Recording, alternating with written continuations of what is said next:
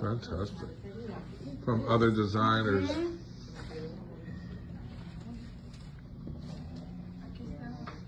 Make sure that you get your business cards made. And on that business card, it should say something simple. Keep it simple. Flowers for all occasions, your name, and a phone number. And don't be clever and think small print is cool, because it's not. You need to be readable. I love this, Chelsea. Wow, you pulled that one. It's fantastic.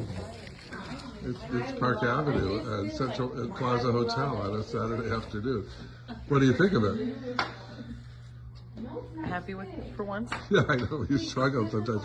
You're your own worst critic, which is going to make you a great designer. I am too. But you're a tattoo artist? Well, you know, right? I walk away just as frustrated from tattoo.